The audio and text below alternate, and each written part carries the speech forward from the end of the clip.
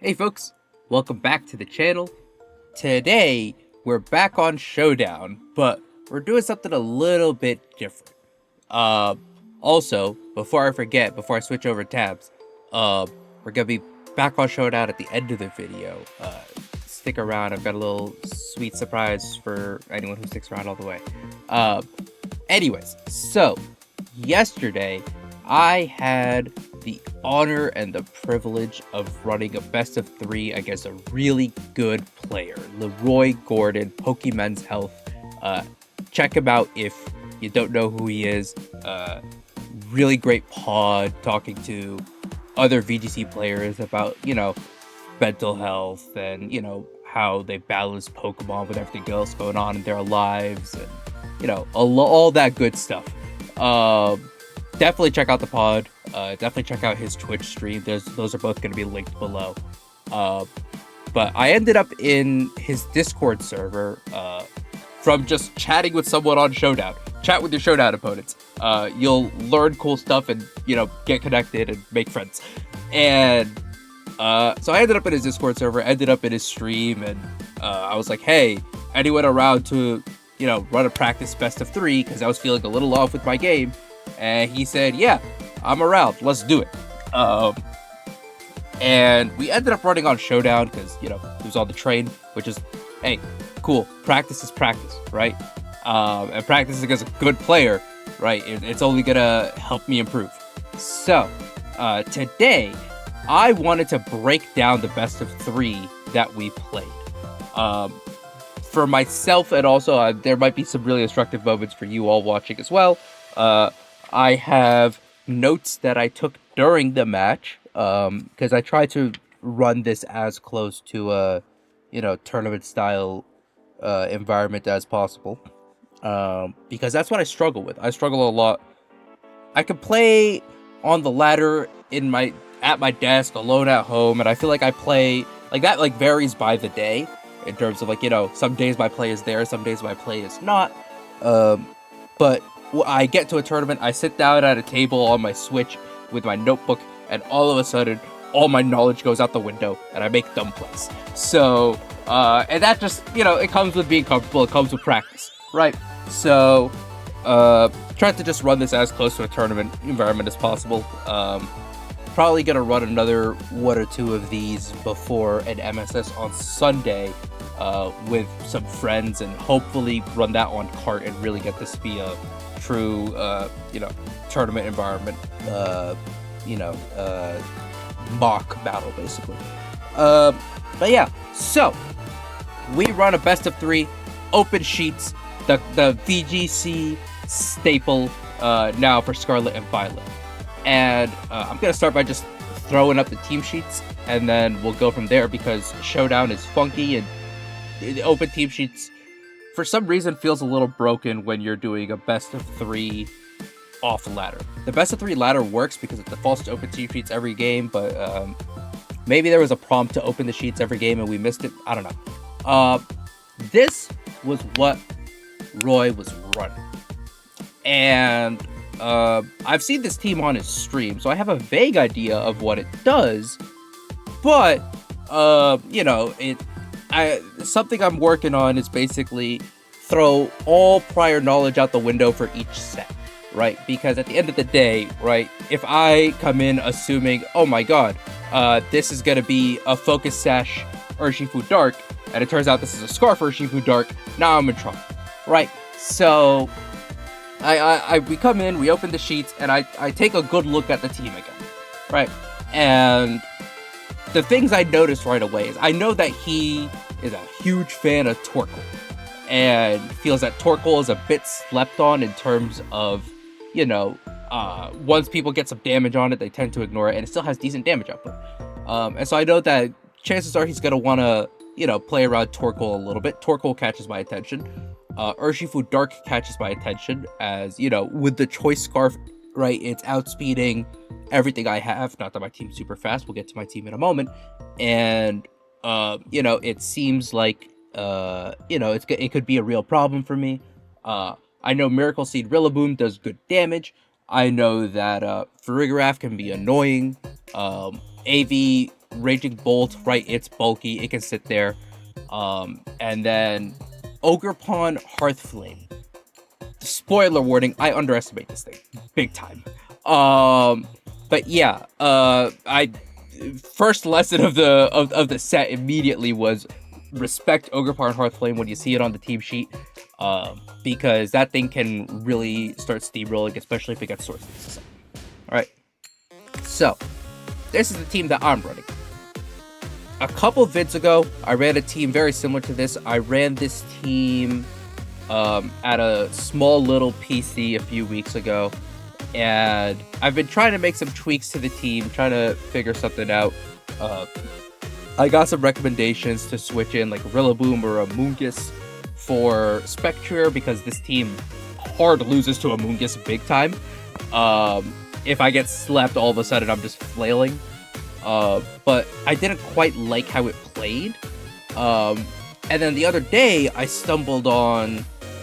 Hold on.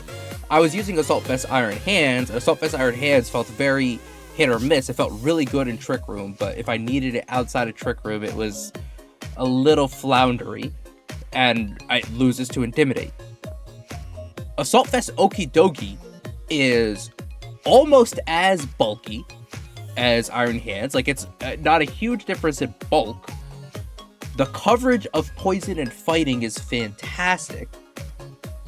I get upper hand to block opposing priority, which is pretty cool. It takes a lot of skill to play it. I'm still learning how to play it, but I think it's a really interesting tech. And all of a sudden, I can hit Amoonguss for decent damage. I can hit Fluttermanes for good damage, right? So all in all, I'm like, you know what? Let me try out Okidogi. And I tried it out, and I was like, I like how this plays. So I think I'm pretty locked in with this team as it currently sits, and it's just a matter of getting some practice with it and really learning my matchups. But anyways, so this is the team I'm running. You've seen most of this team already, and this is the team that Roy is running. And so we get right into game 1 here. And let me sorry, this video is gonna be all over the place. It's probably gonna be uncut. Yeah, alright. So I think the way I'm gonna do this is, since I have a bit of a fresh mind now, we played this set yesterday. This is today. I'm gonna kind of take a look at the set with a fresh mind and figure out where I did and didn't go wrong. And, you know, we're gonna learn from it, because this set was something for sure. So I'm looking at Roy's team, and I'm like, I'm not quite sure what Roy wants to go for. Mistake number 1. So I'm like, you know what? Let me just go with something that let me go with just a core of Pokemon that I feel comfortable with, that I'm like, you know what? Let me see if I can get to my spot with Ursaluna Blood Moon and just sweep. Because this team does, like, aside from Raging Bolt, no one on this team really likes seeing Ursaluna Blood Moon under Trick Room, with the exception of Torkoal. And Torkoal, I mean, it doesn't eat an Earth Power all that well. It doesn't eat a Hyper Voice all that well if I Helping Hand it right. So I'm like, you know what? I think I can position Ursaluna Blood Moon under Trick Room and sweep, right? And so that's the game plan going into game 1. And so I lead Incineroar and Grimmsnarl, expecting some sort of physical attackers on lead, because I see Urshifu on the team sheet, I see Ogerpon on the team sheet, right? And so we get into this turn 1, and this is where I immediately goofed. Right? I get the Intimidate drops. I'm happy. Now, in hindsight, just because Urshifu's on the field doesn't mean there isn't value in screens, right? Because yes, Urshifu's gonna crit through the screens, right? But Ogerpon won't. Rillaboom won't, right? So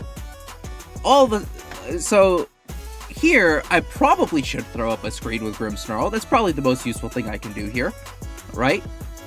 Like, especially since I know you're choice locked on Urshifu, the correct play is probably, let me fake out the Urshifu, let me get a screen up, and then I have priority parting shot, right? I have Incineroar to do things, right? I fake out, and I immediately parting shot. So, like, first big lesson, just because the opponent can crit doesn't mean screens aren't valuable, because this decision is going to come back to bite me in this game big time.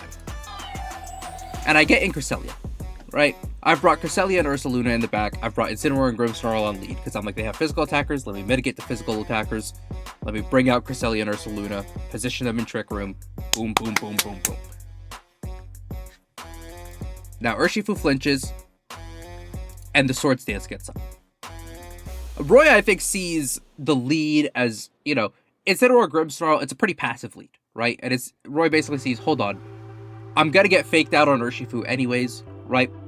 Free Swords Dance.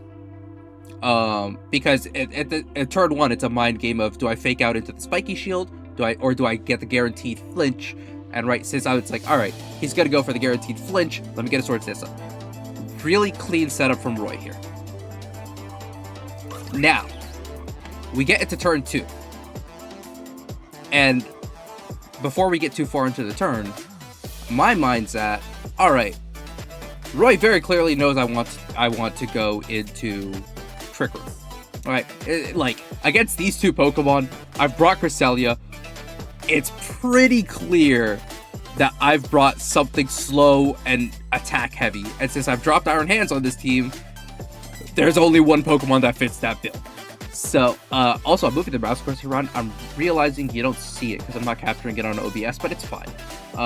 Y'all get the image. So, I'm running Terra Dark on my Cresselia for a couple reasons. One,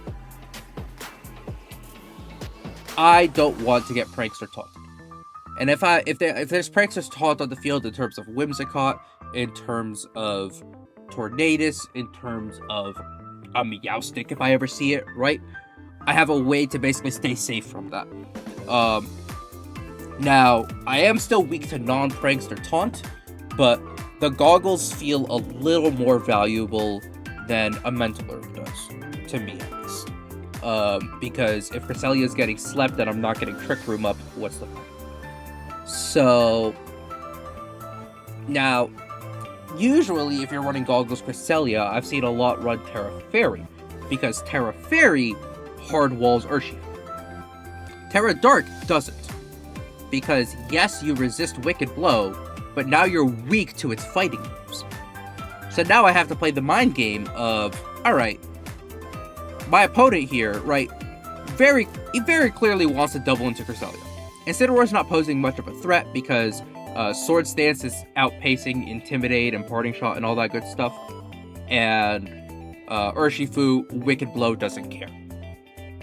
But if I Terra, now Urshifu can close combat Cresselia and is doing just as much damage. So I have to decide whether or not to Terra. We've already seen on this turn, Roy is Terra and Ogerpon. Roy is all in on, I am knocking out this Cresselia, no questions asked.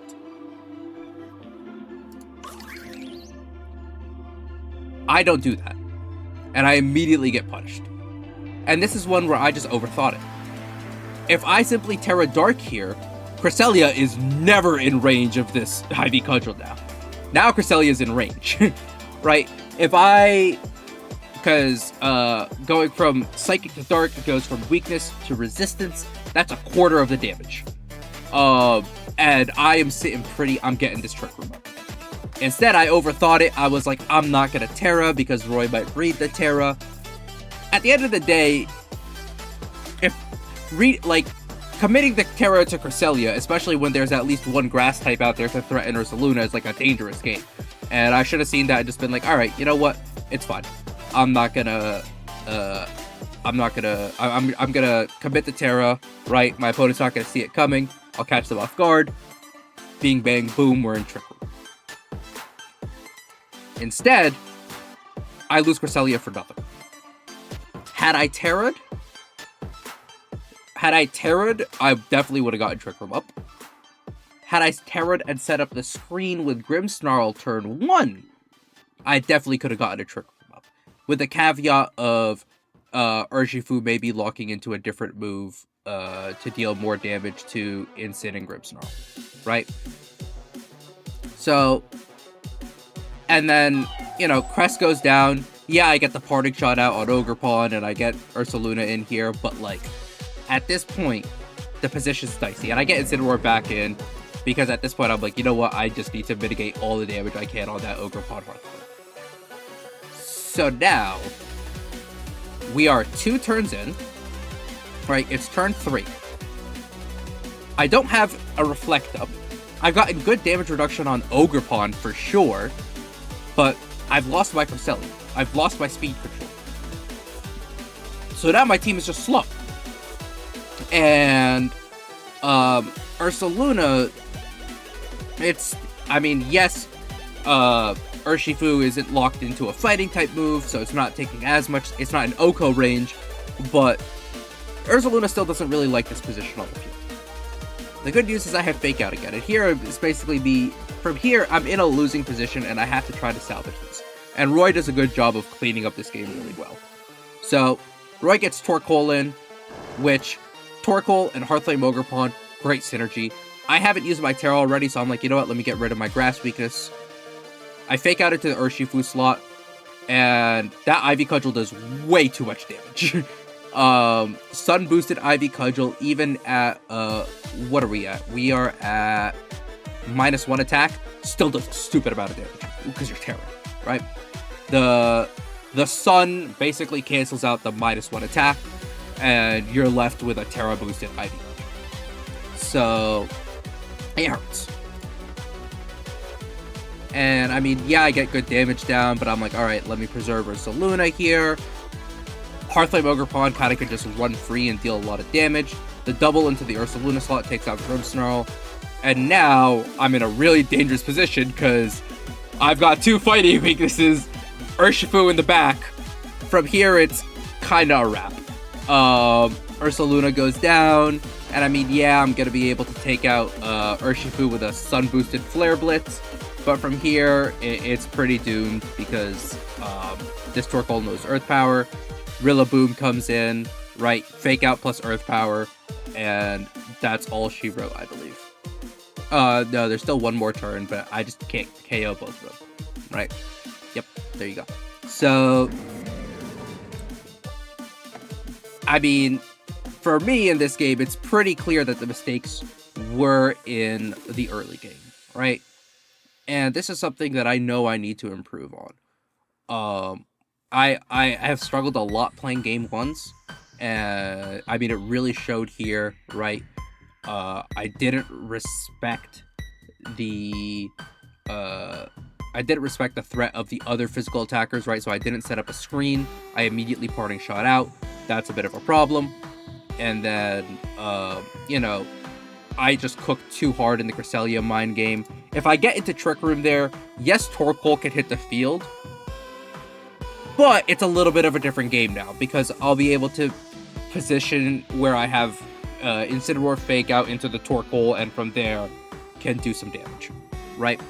And I mean, yeah, having the Torkoal definitely, you know, hard counters my Trick Room to a degree, but, you know, I'm confident in the bulk of my team, especially if I get Grimmsnarl back in and get a light screen up, right?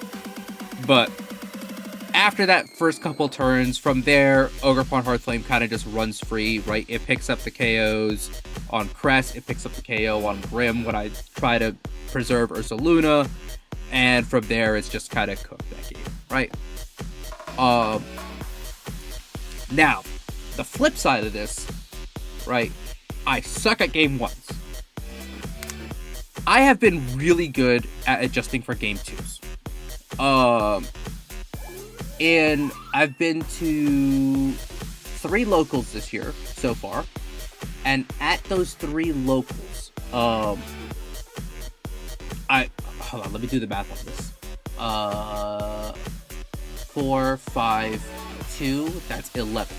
So I won my first set at the first local, and since then have not won a set. But about half of those sets, a third to a half of those sets of the 11 that I've lost have gone to game 3. And I'm usually not the one winning game 1. I think I've won like one game 1, right? So I know that I can adjust well for game 2. And I basically just take a breath and I say, all right, it's time to, I've seen what my opponent can do here, right? I know that Hearthflame Ogerpon can run away with this game. I know that Torkoal's gonna be in this matchup, and it's gonna be a threat, right? I have to respect it. And what have I shown? I've shown that I can shut down Urshifu pretty effectively, right? I've shown that I can play Incineroar pretty effectively. So, and also, the other thing I noticed from that game is, if I don't get Ursaluna Blood Moon positioned perfectly in this matchup, it's just cooked, right? Urshifu threatens too much damage on it, Ogerpon threatens too much damage on it, Rillaboom threatens a ton of damage on it, Torkoal threatens a ton of damage on it, there's Raging Bolt Snarl to be aware of, right? So in my mind, I'm like, alright, Ursaluna Blood Moon, it's a bit tougher to position. I need to be perfect if I'm going to position it, and right now, I don't trust myself to play, like, turn perfect every turn, right? So, what's my other option for damage dealing on this team? It's Okidogi. And this is where Showdown starts breaking, and I don't have the open team sheet to show you on each one. But I have Okidogi in this matchup. And Okidogi, I realize, is, with Terra Water, it does really well into this team. If I can clear Rillaboom and Ogerpon, I can Terra Water, and it kind of hard walls pretty much everything else, with the exception of Raging Bolt. But I'm not too worried about Raging Bolt since I have an Assault Vest, and I have ways to mitigate special damage, right? Alternatively, if I don't Terra, the only things that hit me for super effective are Farigiraf with Psychic, which, since the sheets were a little broken, I forget that Farigiraf carries Psychic, and Torkoal's Earth Power. Those are the only things that hit me for super effective. I wall Urshifu Dark if I don't Terra, and I'm taking neutral damage from Ogerpon, I'm taking resisted damage from Rillaboom, right? I'm taking neutral damage from Raging Bolt. So I'm like, hold on. If I can basically, clear one side of Okidogi's weaknesses, I hard wall. And from there I can win with Okidogi. The other thing I noticed is I did not play Grimmsnarl effectively at all. And if I don't get screens up and, immediately get some damage reduction down, Grimmsnarl is not going to survive that long. It's basically going to set screens and drop. It's not going to do much for me in this match. So the thing you have to do in the best of 3 context is you have to adjust.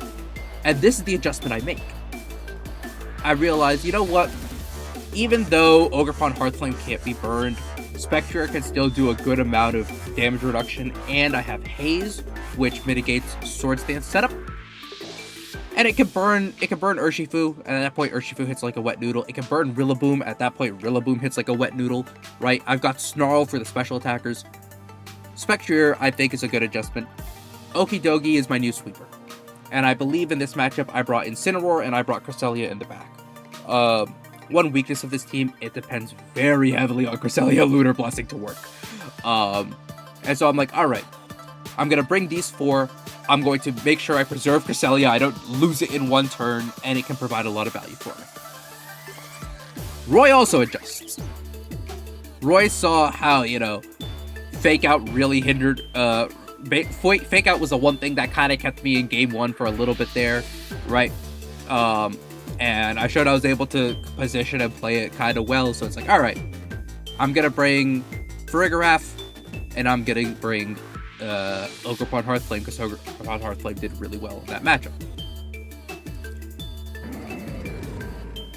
Now, turn 1, what do I do here? Okay.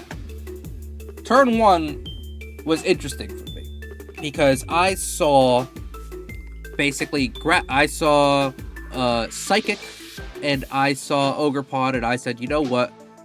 I know I can mitigate the Ogerpon damage kind of well. I'm gonna bet on being able to do that, and I'm gonna Terra early. That felt like a little bit of a mistake, and we'll see why. Right? So I knock off, right? I basically say, you know what? I think I see a Protect coming. I'm not gonna attack into a Protect. I'm just gonna knock off, which is great because it knocks it out of Berry Rage and it loses its Berry. All in all, pretty decent turn one, you know. Basically scared the Ogerpon out of there with Incineroar. Right, basically say, listen, I'm not gonna let you do any damage, but I've Terra'd, and now Raging Bolt can hit the field. And do we need to address this? Do we need to address this?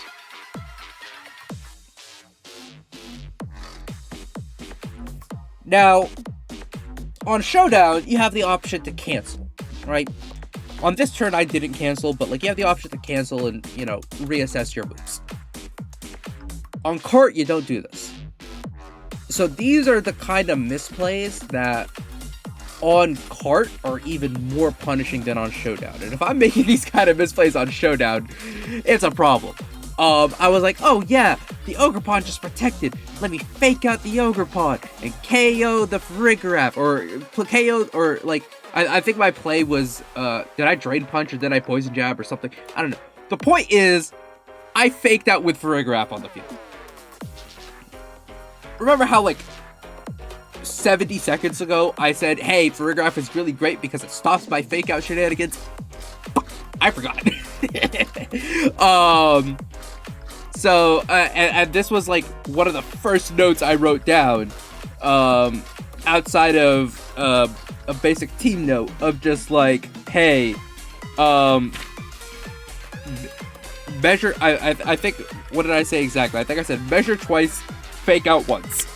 Because, you know, yeah, I just need to take my time. There I could have found a different play.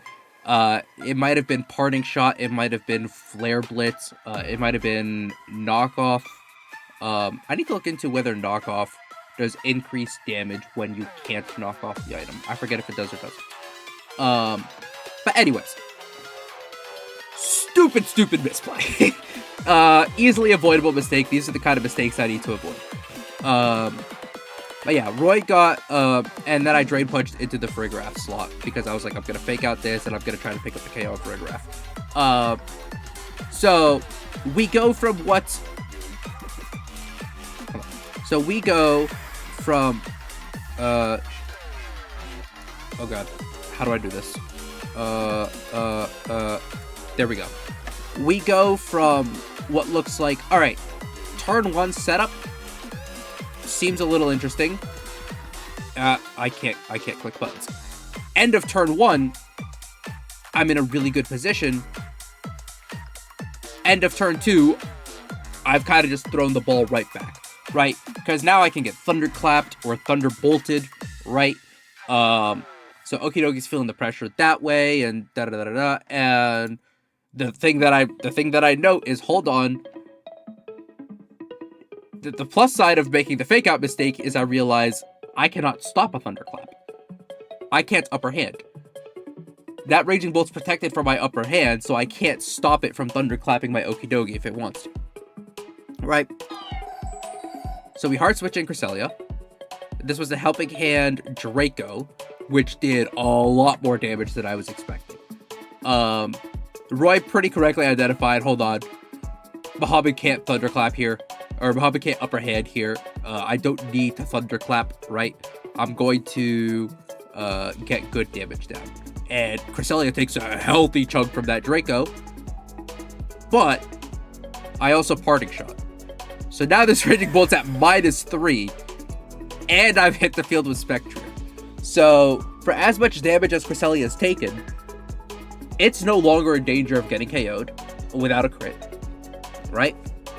Because Draco is the strongest attack from either one of them right now, and it just did what's that number? It just did 60%, and now you are at 40% of your special attack. You're at -3. So Cresselia is pretty safe here, especially since Spectrier moves first, and I get a Snarl down. And this is why I love Spectre. You just get more and more damage reduction. I get my Throat Spray up. We're in a battle of the Snarls at this point, so I lost my Throat Spray, but Cress can heal up. Now, what do I do here? I bring in Incin, and I just click Snarl again, because at this point, I'm just like, let me just whittle this down. I'm okay to play this game of Snarls, right? I'll preserve Cresselia. Huge switch from me here, in terms of identifying, listen, I need to keep Cresselia alive. I can't risk any unnecessary damage on it, right? Incin comes in, we trade Snarls. That crit is annoying, but it's not the end of the world, because I know I live another Snarl enemies, right? And here, Farigiraf sets up Trick Room. Now, when Roy clicks Trick Room here, one bit of information that I basically, like, it's like, all right, hold on, this is pretty clear to me, is Roy doesn't set up Trick Room in this matchup, seeing the 4 Pokemon that I have and seeing the speeds, unless Roy has Torkoal in the back. Because Raging Bolt is like, Thunderclap is a bit risky, but like, I mean, you can Thunderclap, and if not, Raging Bolt is bulky, it can eat a hit and hit damage right back, as long as we get rid of all the stat debuffs on Roy's side, right? Which is just as simple as a switch out, switch back in. So this Trick Room is like, all right, I know this 4th Pokemon is Torkoal, and I have to play accordingly. I have to play around it accordingly, because Torkoal under Trick Room, I've brought Incineroar, who can eat the hits, but Spectrier doesn't like an Eruption. Cress, it's very close on Cress right now. Cress is not fully healthy, and Okidogi is Terra Water with an Assault Vest, but even then I don't want to be taking that damage. I bring in Cress. We see a Helping Hand Snarl, I believe. I say, you know what? I need to knock off this Assault Vest because, eventually I want to be doing some damage to Raging Bolt on the special side. Alright. So, yeah, it was a Helping Hand Snarl from Roy to just get a little bit more damage down on that Spectre. I bring Cress in. And now, we see Torkoal come in. And I need to figure out how am I going to get out of this Trick Room. Alright. Now, I clicked to knock off into the Farigiraf slot, basically expecting to pick up a knockout. When Roy switched in Torkoal, I was like, alright, this is cool. I'm getting rid of its Charcoal at least. Right? Get the Lunar Blessing up, get some more health down. The Snarl comes out again. Another crit was really annoying. Because now the position is I'm in danger, right? I haven't run the calcs on Cress. I don't know if Cress lives this, but I realize, hold on, there's a couple turns left to Trick Room. If I switch someone in, it has to be able to eat 2 Eruptions and whatever Raging Bolt's gonna throw out, right? Roy could switch Raging Bolt out into Farigiraf and Helping Hand on the second Eruption, right? I'm not getting enough damage down. This thing has Flamethrower as well and Earth Power as well, right? I don't like this position. So, and I don't like being able to. I don't feel like I can very confidently switch anyone into Cress, right? Spectre just drops immediately. Okidogi, it's water, but I don't know how well it's gonna eat this. Especially since, a Helping Hand Earth Power on this last turn of Trick Room could do some good damage. So here, I kind of take a bit of a calculated risk. I say, you know what? Cress is bulky. Cress is very bulky. I've knocked off the Charcoal, and I've brought it down, a good chunk of its health. I bet I live in Eruption. Farigiraf comes in, Terrafire comes out, and the Eruption is almost done. Right, and I remember that being a lot closer than it was. maybe it's game 3 where it was like a really close live on Eruption. And I parting shot out on the Raging Bolt slot because I'm like, you know what? This Torkoal is not going to be a problem because I reversed the Trick Room. And this is a turn like I'm really proud of in terms of like, all right, I trusted my head calcs. I was like, you know what? Crest probably lives this double up, right? Raging Bolt's doing no damage to it. Torkoal is doing decent damage, but not enough.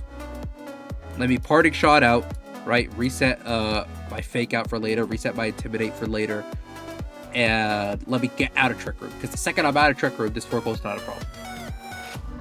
And from here, you see Helping Hand come out. I snarl down just to get rid of the Farigiraf, and now I'm free to fake out, right? I get the Grim Nay boost, and I get the Lunar Blessing up, and the Flamethrower comes out. It's still going to KO Spectrier despite the Lunar Blessing. But now I feel like I'm in a much safer position because Torkoal's out of Trick Room. I control where Trick Room goes back up. And I've got 2 things that resist Torkoal's stat. Right, and it's got some damage reduction on it. And now I have Fake Out to work with too.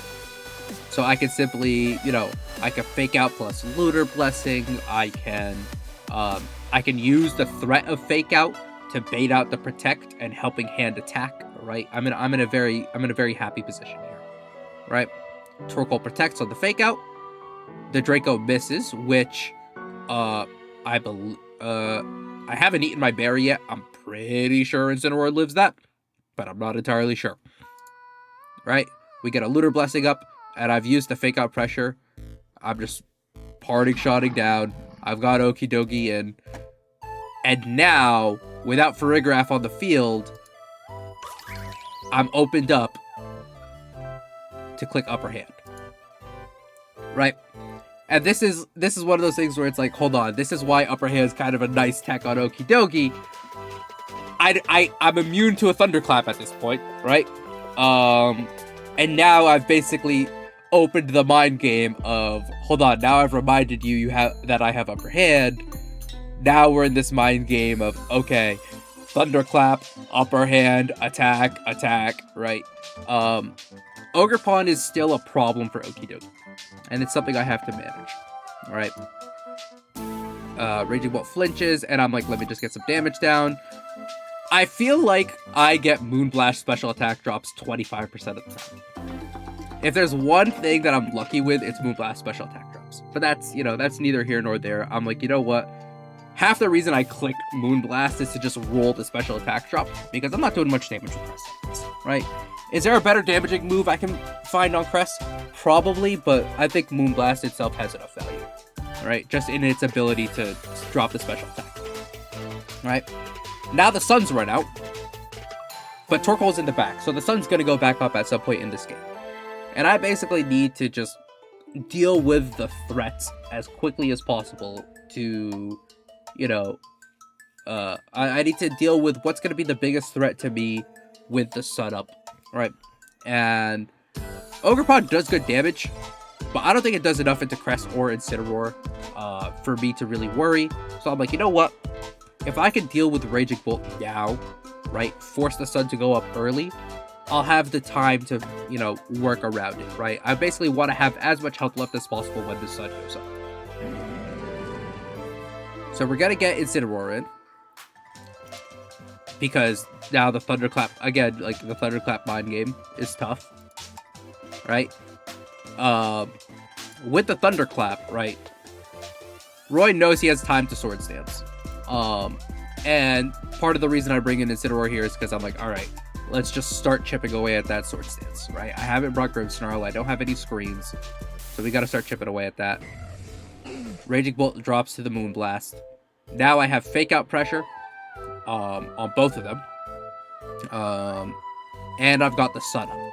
So now Roy's basically got 5 turns to get through my team. Or 5 turns to at least get through one of these two, force Okidogi out, because Okidogi cannot 1v1 Ogerpon here. Right? Spiky Shield and Protect both come out on the Fake Out turn. I take the time to Lunar Blessing, and I know, alright, let me try to just get rid of Torkoal. I want to see how much damage that does on the Sun. Ivy Cudgel in the Sun does so much damage, but Crest lives, and that's huge from me. And another special attack drop. And I Parting Shot out because I'm like, you know what? Ogerpon's coming out, or Ivy Cudgel's coming out. It's doing some damage, right? I expected it to KO Crest. So I was like, let me Parting Shot out, and then let me get an Intimidate drop, and then I'll be able to click Parting Shot. I'll be able to click Fake Out, all right? Earth Power comes out, tickles Okidogi now that it's Terran, and I bring in Sin again, because I'm like, I just need to keep getting this damage reduction on Ogerpon, right?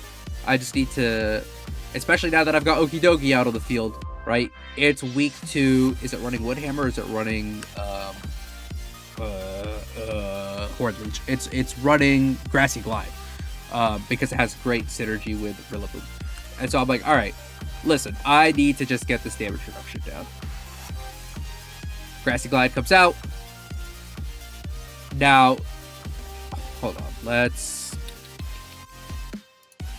here. All right. We started the turn at 62%. This took it from 0 to -1 attack. It went down to 27%. That Intimidate saves Okidogi, I'm pretty sure. It's close. It's close. It's close. I think without that Intimidate, it's a roll, I believe. Or it's within the range where it's like, all right, this could be a roll. So that's, again, huge. Okidogi, great bulk. It's good to know it can live that Grassy Glide. Granted, it's without any Grassy Terrain, right? With Grassy Terrain up, it's just cooked. But I get the Drain Punch, right? Get a little bit of recovery back. Flamethrower doesn't do much. At this point, Roy's like, all right, I need to fish for burns on Okidogi, which is fair enough. Or if Crest comes in, right, that's a KO.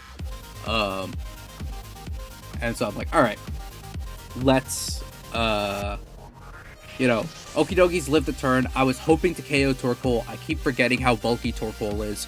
Foreshadowing. Let me get Crest in, because I don't want to lose Okidogi. And getting Crest in means if I click Parting Shot, I can get another Intimidate down, right? Spiky Shield comes out. The Fake Out gets Torkoal, right? And from there, I'm like, all right, let me click Lunar Blessing, get a little bit of health back. At this point, I'm like, all right, let me just try to get rid of Torkoal. But I've accomplished my goal, right? Yes, Ogerpon's got +1 attack right now, but Ogerpon's not gonna be able to get through Incineroar. Now that the sun is gone, you can't reset the sun. Torkoal's on a timer. So at this point, I feel pretty good about the position. Ivy Cudgel comes out, picks up Crest, which is okay, because now I have that play of Crest goes down, Parting Shot out, right? Get Okidogi in. Okidogi lives whatever Torkoal's gonna go for. Just get Incineroar back in. And now I have Fake Out again, right? Double Protect on the Fake Out turn. From here, I can work it down. And this is one where this Ivy Cudgel picks up Okidogi, which I'm not expecting. I'm expecting a Grassy Glide to come out and pick it up.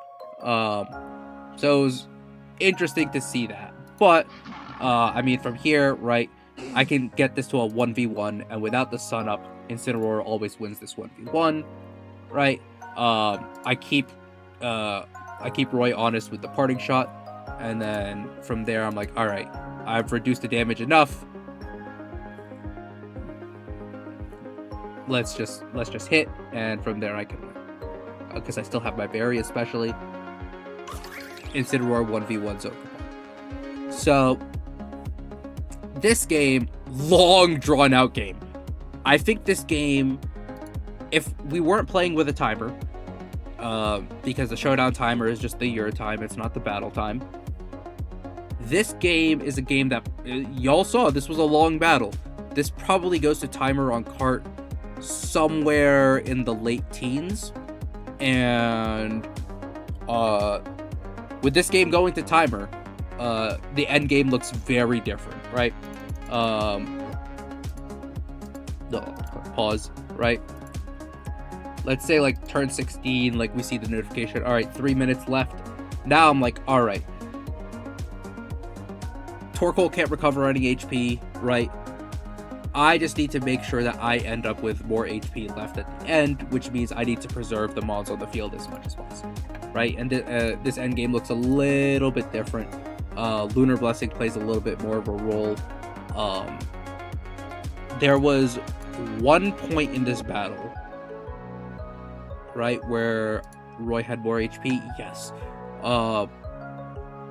This point here is basically these last couple turns. If the timer went during these last couple turns, it would have been dangerous for me. But since we were playing without timer, I could win. I had the time to win that end game. So again, this is one where, you know, at the start of the battle, it wasn't the cleanest start to the battle in terms of let me just hard cycle through these turns, right? So again, at the start, bit of back and forth in terms of the positioning, right? But I eventually get to a spot where I'm on the back foot for sure, right, with this trick room up. So, you know, not the cleanest start to the game. Having to Terra Okidogi immediately feels bad. Definitely could have, you know, switched and conserve the Terra, especially because, you know, Ogre Pawn in the back really threatens this thing, right? But get to a position where Roy definitely feels like he has the advantage. I have to do what I can to take away that advantage. I'm able to get out of the trick room, and once I'm able to get out of the trick room and pick up the KO for Rigarath, right, the rest of the team is kind of free to do its thing, and from there it's a slow, grindy end game. And it's good to know that I can win these kinds of games. But it's definitely one where between games 1 and game 2, the note I had at the end of game 1 was Crest plus Grimmsnarl plus Incineroar. Those three, no matter who you throw with them, it feels super passive, right? Because none of them have crazy damage output, with the exception of Incineroar in the Sun, but that's fully on Roy to set up, right? And even in this game, right, I'm not there wasn't any big chunk damage that I did at any point, right? It was just a very slow, grindy game. So I need to be very well aware of this team does not, without Ursaluna on the field, and without Okidogi hitting for super effective, there's not a lot of burst damage on this team. So that's something that's like a bit more of a team note. But, you know, I'm happy with the ability to, you know, adjust game 2, right? Find an out, right? The out was, you know, get out of Trick Room, take care of Rigarath, and from there, dictate when the sun goes up, ride out the sun, right? You notice this was survive Trick Room, survive Sun, and then I win. So, yeah, definitely a bit of a passive team. So, don't know how well it'll translate this weekend, but best I can do at this point is just get comfortable with it and know my lines, right? And know how to stall out certain things. But there's still one more game in this set.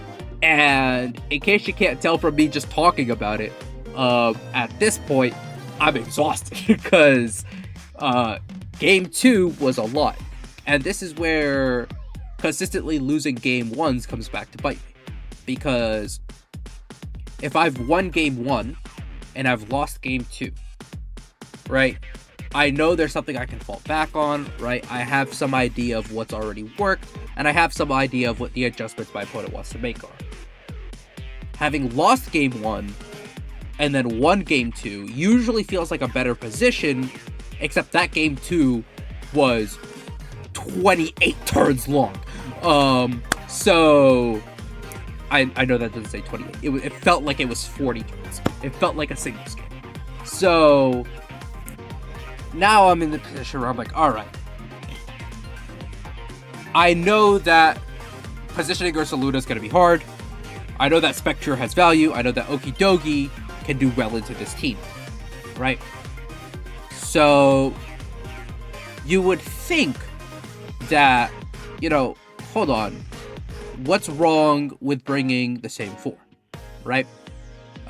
Maybe you mix up the lead, but you bring the same 4. But the thing that I noticed in that game, across both of those games, was this team doesn't do enough in terms of damage reduction without Grimmsnarl. And so I'm like, you know what? If I can bring Grimmsnarl and I can set a screen up, I've scared him away from bringing Urshifu. Screens are going to be super valuable for me.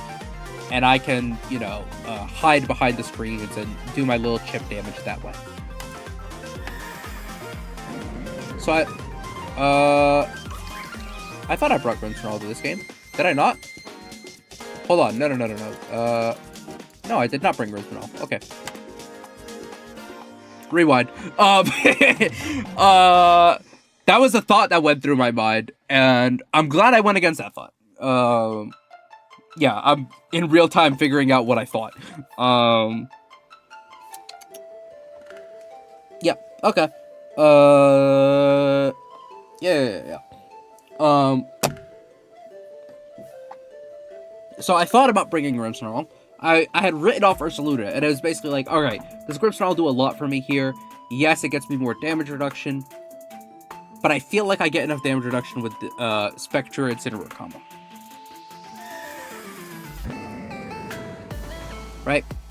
And so I lead it. And this looks like a fantastic lead for me here. Because, I get the Intimidate down on both these guys, right? This is a matchup where not reading the team sheet will come back to bite me. Because what I don't recognize is that for the first time, Ogerpon is positioned on the grassy terrain. And, this is something where I definitely have to, do better about taking notes on the team sheets. Or not on, directly on the team sheet, but, reading the team sheet and taking notes, right? I ignored that Ogerpon has Grassy Glide. Note that for later. I have so many tabs open. So, Ogerpon's positioned on the grassy terrain. Remember that. But I've got Intimidate down on both of them. I've got Spectre. I'm feeling pretty good about this position. And, typically in this position when you've got Rillaboom and Incineroar facing off, 90% of the time, you're going to end up with Rillaboom faking out Incineroar, right, to allow its teammate to do something, because Rillaboom always wins the speed time. Ogerpon Terras, and I'm immediately like, oh no, I'm losing Spectre. Right? Spectre was a real problem for Roy in that last match. Roy's identified it correctly and basically said, I need to get Spectre off the field right away. Right. I get my bird off, and I land my Will-O-Wisp. But at this point, I've traded almost all of Spectre for this bird. And I know how valuable Spectre is. Roy's basically forced me to switch here. And neutral Terra Fire, it's doing a lot. The only reason this doesn't KO Spectre is because I've got Spectre trained super bulky, right? This Spectre is EV'd to live, I believe Mystic Water non-Terra Surging Strikes. No, it's EV to live that if it's holding a Citrus Berry. But I got rid of the Citrus Berry. It'll live a Scarf Adamant Urshifu Surging Strikes. So, kind of bulky. Alright. The flinch comes out. But at this point, I've got the burn on Rillaboom, which is huge. Because now Rillaboom's damage output into my team is negligible. And at this point, I'm like, let me just get some damage down on Ogerpon. I don't like switching Cress into this, right? Because I'm not going to get the party shot out fast enough. I don't like switching Okidogi into this. So, I'm like, alright. Since Roy is so fixated on getting Spectre off the field, let me take this opportunity to get some damage into Ogerpon, right? And Roy basically expects me to switch. Roy basically expects the free Swords Dance. I'm not allowing him to get sword stances up that quickly, right? I know that Ogerpon can be a real threat for my team, and I'm basically like, alright, let me try to just get this damage down as much as possible. Alright? Again, this team is like it's so slow-paced. It is so passive in terms of I'm just constantly trying to basically get little jabs in and, you know, focus on, you know, it's basically just, alright, I'm keeping my guard up, little jab, little jab, little jab, but I'm not really, like, throwing it, right? And you can't go the whole fight without throwing something, right? But yeah, we get Incineroar back in. You know, we're doing our thing. We're basically saying, hey, Ogerpon does no damage. This would have KO'd Spectrier. Instead, it does healthy damage, right? You know, Roy covers for the switch well here, in terms of basically saying, let me double up, right? If Spectre stays on the field, cool, this will redirect into the Hoenn Hammer redirects into Cresselia. If Spectrier switches, right, I'm getting a good chunk damage onto both. Both of my mods in the back do resist, but Roy covers well, because if that's Ursaluna, right, I lose Ursaluna. And here I get into Trick Room, because I realize, hold on, Incineroar underspeeds both of these two. Yes, Spectre outspeeds, but Okidogi underspeeds Ogerpon. So I'm like, hold on, let me see if I can, you know, get into Trick Room, and then all of a sudden the matchup is flipped between Okidogi and Ogerpon, regardless of whether I turn, right? So I'm like, let me get into Fake Room and go from there. Roy breaks out Torkoal. Now I'm in a bit of a pickle, because hold on, I put myself in this position, right? And Spiky Shield on the fake out turn, I do knock off into the Rillaboom, because I'm like, you know what, if I'm gonna attack into a Protect on the fake out turn, it might as well be into the bond that doesn't hurt me, and this ends up, you know, this ends up being a bit better, because once again I've knocked off that turn, right? Twice I've done that on the switching. But now I'm in a position where it's like, hold on, at least you don't have Terra. But this Torkoal is now under Trick Room, and it's threatening big damage. What do I do? And I realize, you know what? I don't have Okidogi Terra'd already, so if it comes in Trick Room, it's going to be a problem. I kind of just need to ride this out. I need to accept the Torkoal damage and basically work on KOing its partners, is the game plan that I set along. Alright. Earth Power comes out, does healthy damage, but nothing too crazy. You know what? We're gonna Google this real quick. Because I need to know.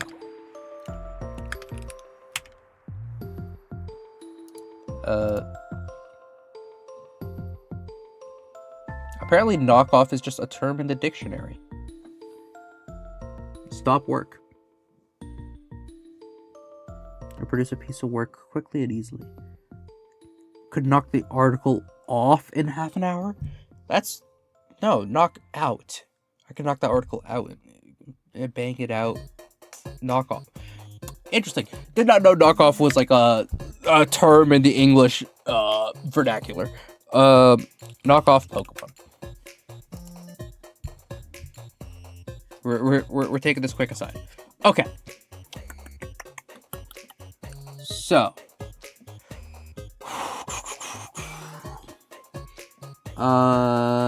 Z Crystal. If knockoff is using Pokemon that's holding an item that can be knocked off, its base power will be boosted by 50%. Knockoff cannot remove the held item of a target that has sticky hold, but the bonus damage will apply anyways. If used on a Pokemon weak to dark type moves, if used on a Pokemon that cannot lose its held item, such as a Pokemon holding its corresponding Megastone, this move will not receive the boost. The boost will not be applied if the user of knockoff targets a Pokemon holding an item that would not be able to be removed. Okay, So, that answers my question. That's good to know. Knockoff does not get the boost on, yeah. So there, the move was probably to click, Flare Blitz. Because even though it's, 120 resisted versus 65 neutral, but I'm in the sun, so I think Flare Blitz is better, but just. And then I'm taking recoil, so I'm not, actually Knockoff isn't that big of a misplay, because it's Terra, right? And I think in my head I kind of go through that calculation a little arbitrarily, but I don't have the time to really fully think it out, right? Because all the multipliers in play. That's also something I want to get a little bit quicker with in terms of just quickly figuring out what multipliers cancel out, right? So like, well, here nothing really cancels out. Yeah, nothing cleanly cancels is the problem. But yeah, it's the sun boost and the resistance cancel each other out, so you end up with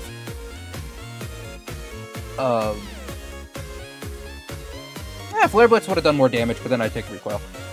Anyways, neither here nor there. That was a quick little aside.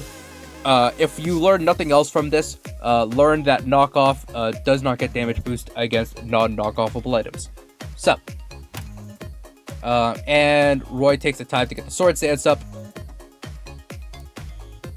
I reverse my own trick room. Because I'm like, you know what, I'm not going to deal with Torkoal.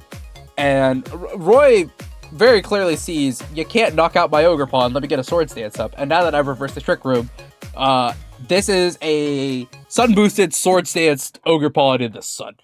It is a problem. The grassy terrain goes away. I get the helping hand out because I'm like, you know what, I need to get as much damage as possible on that Ogre Pawn.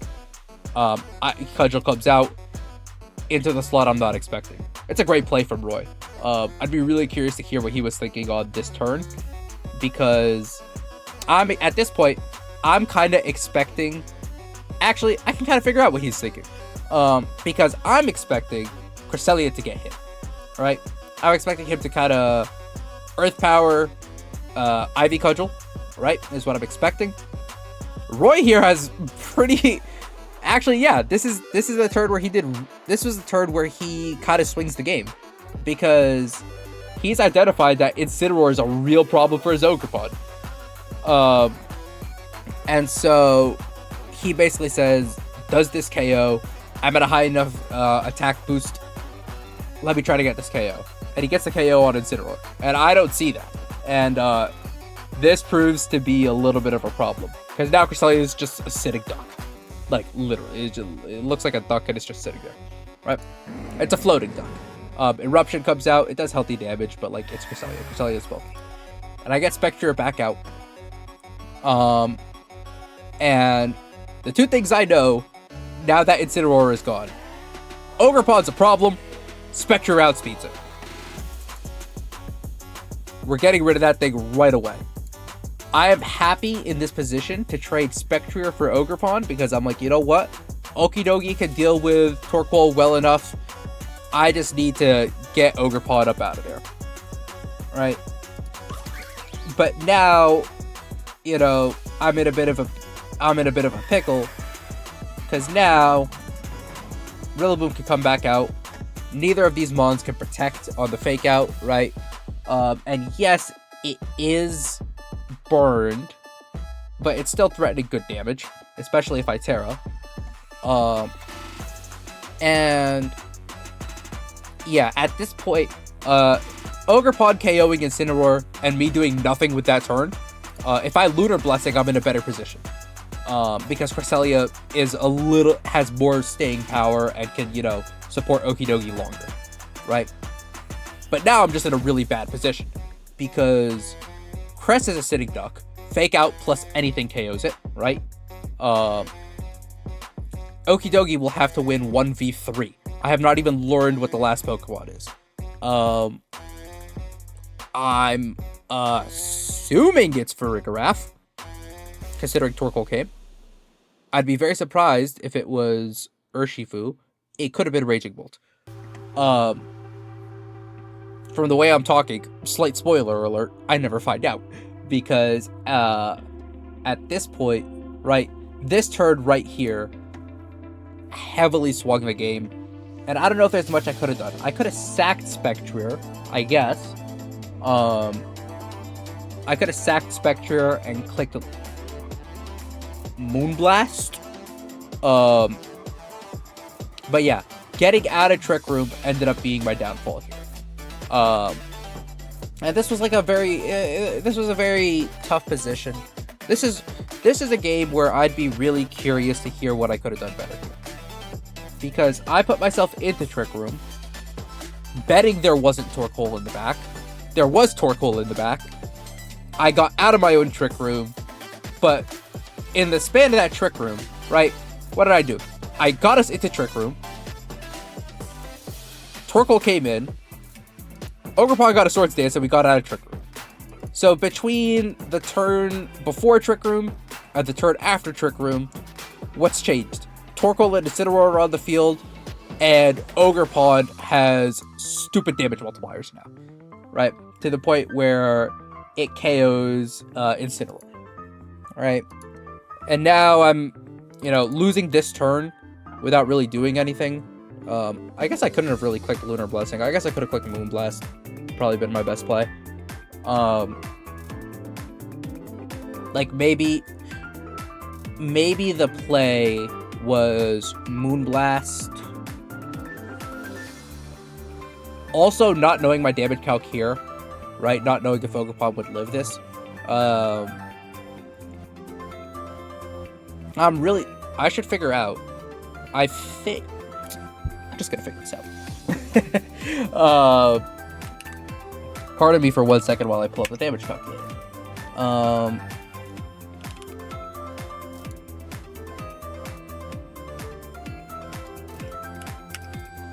I know I'm modest. What's my Spectrier? My Spectrier. Oh, sorry. No, it's not modest. My bad. It's timid. Yeah, it's just 4 timid.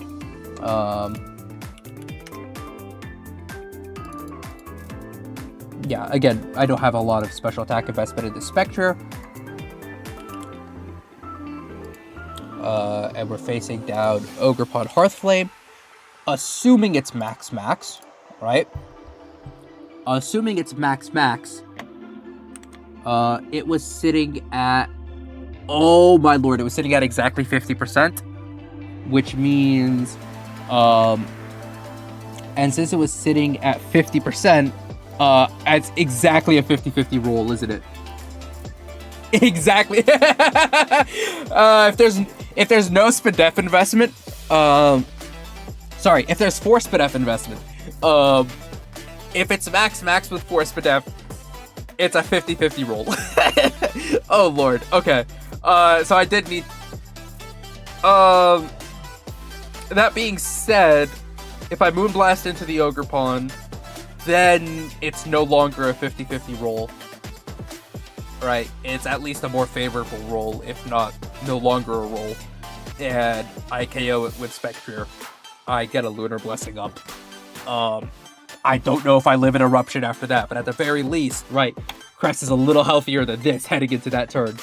And I mean, Roy did really well to manage what I was doing with my Trick Room.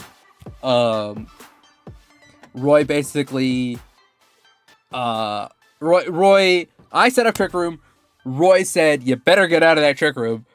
I said, okay, and Roy used that time to get a Swords Dance up. And from there, losing Incineroar really just ends the game for me. Because, yeah, I get a Lunar Blessing up, right? But I don't live another Eruption. Or I do live in another Eruption. This was one where I was like, I don't know if I live this. But yeah, Crest, absolutely goated. I love it as a support. Levitating away from the terrain doesn't help, for sure. Now, this endgame. Was this a winnable endgame? Probably not.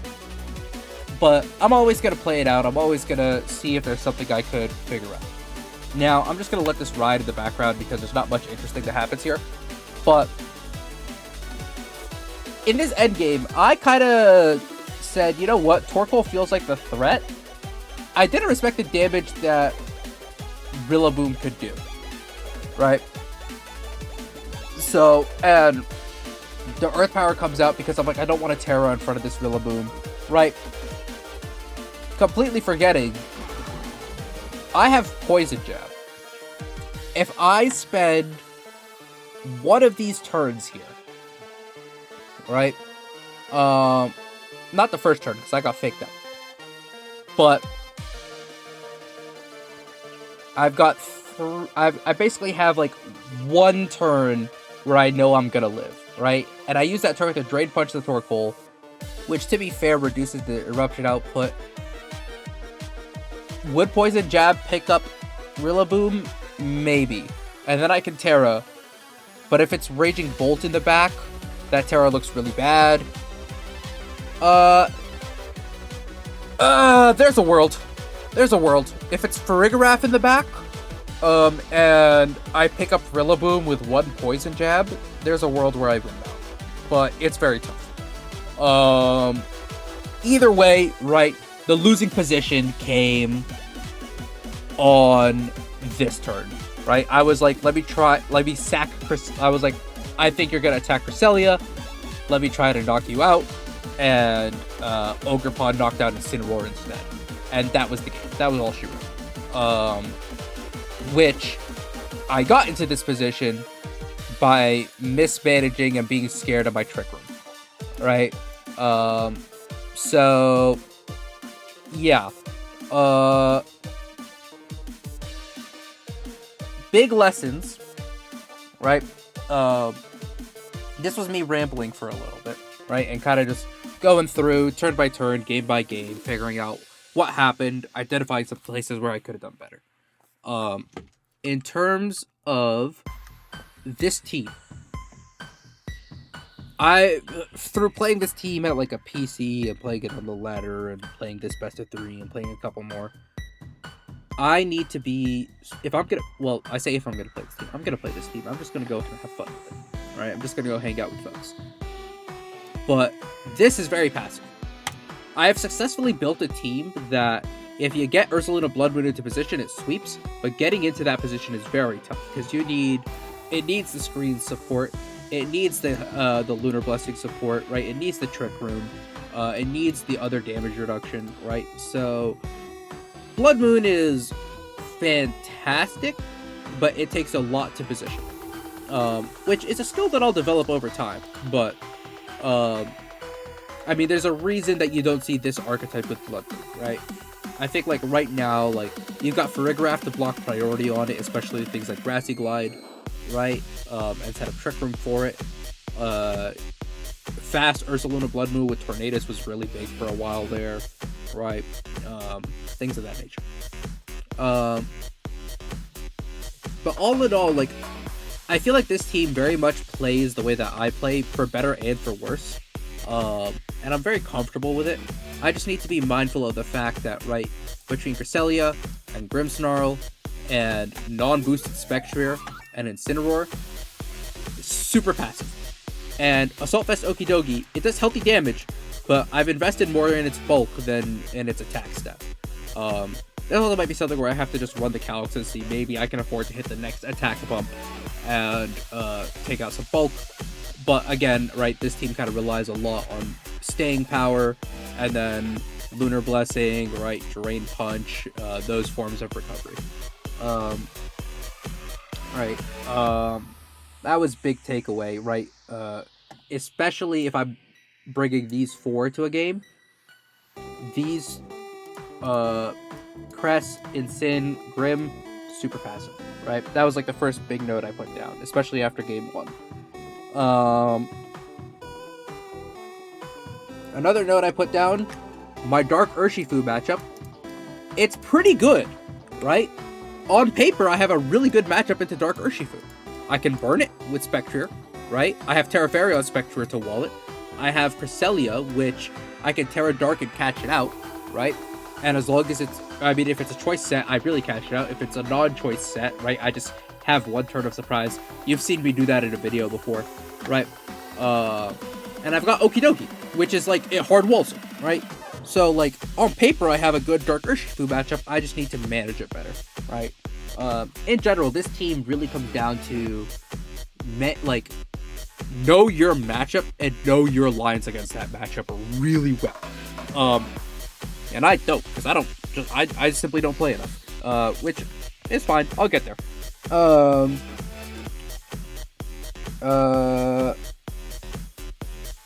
Yeah. Something I noted, this team as a whole, especially, Crest, Instant, Ursaluna, Okidogi, right? Spectrier, if I get the burns and snarls down, it's still super bulky without Grimmsnarl. I've shown I can win games without Grimmsnarl, but it becomes so much more tricky to manage, right? Grimmsnarl, the screens just give me that breathing room to basically say, alright, hey, oh my god, sorry, I'm shaking you guys around so much. Grimmsnarl just gives me the breathing room to say, hey, I can afford to make some mistakes, in exchange for basically playing with 3 mods, and, again, it takes I think this team in general, it's a very high, skill floor team, to play, which, it's interesting that I stumbled on it. What else do I have? I just noted down Roy cooking with Torkoal for real, indeed. Need to get better in game 1 still. Damage output without Ursaluna can be tough. And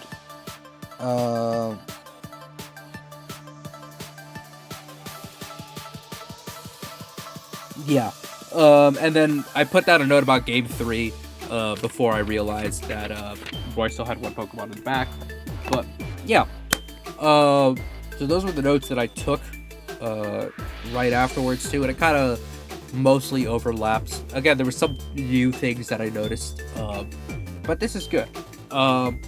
In general, right, I think something that I know I'm very guilty of this, and a lot of newer Pokemon players also do this, right? We just pick up games, we play, and that's important, but picking up games and playing games with intentionality and studying not just like how the top players play and how the top teams operate and really learning that, but studying your own games too, right, has a lot of value in terms of insight into your play style, insight into how you perform in certain situations, insight into what your teams are strong and weak against, right? Sorry, I'm just cycling through tabs thinking if there's anything else I want to do. But yeah. So yeah, moving forward with this team, I'm going to try to get more best. I'm going to see if I could get anyone else to do some best of 3 practice today or tomorrow. I don't want to cram practice on Saturday. The MSS is on Sunday. So Saturday is just going to be rest, relax, get the sleep where I can because it is Ramadan. And yeah, just go in on Sunday and just have fun with it is the goal. I already know that this team, it's good when I pilot it well. And when I don't pilot it well, it just kind of sits there and slowly gets chunked down, right? But that's just that's just something that comes with practice and experience, and I do need to get better about playing more active teams. A lot of the teams that I tend to have success with are super passive, where I just, I kind of just fish matchups, get good matchups, and whittle down my opponent that way, right? But all in all, there's a lot of good fundamentals.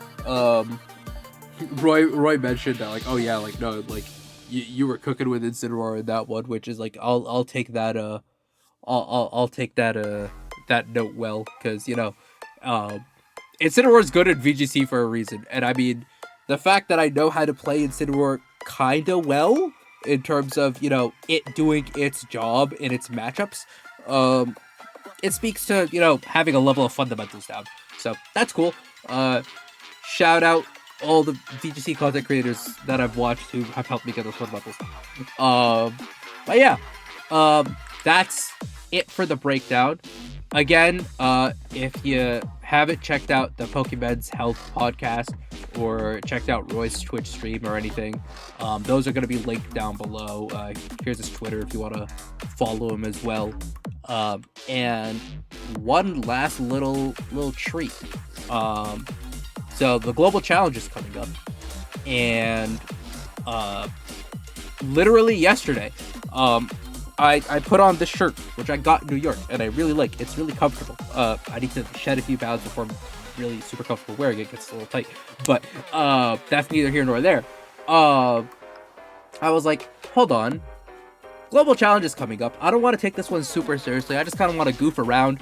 It would be really funny if I used the Decidueye. Rillaboom's also on this shirt, but like Rillaboom's like pretty basic.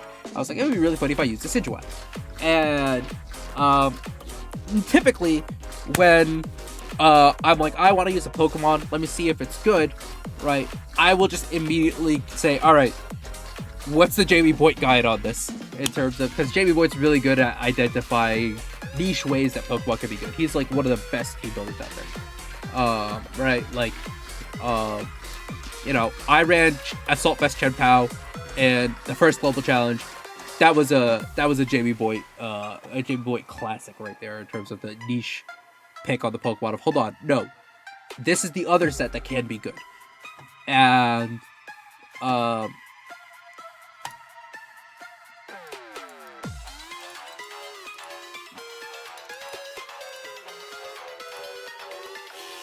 yeah, that's what we're doing in the Global Challenge. I'm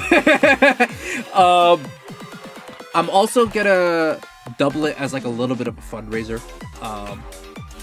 Looking into you know, what would be easiest and most effective to do a little bit of fundraising for, you know, folks in Hunza who, you know, low-key maybe little bit, this shouldn't be controversial to say, but low-key little bit maybe somewhat big-time genocide there. But yeah, so yeah, that's what we're gonna do for the Global Challenge. More details on that after this MSS. I'm gonna fully plan it out next week. But yeah, I'm gonna cook with something similar to this.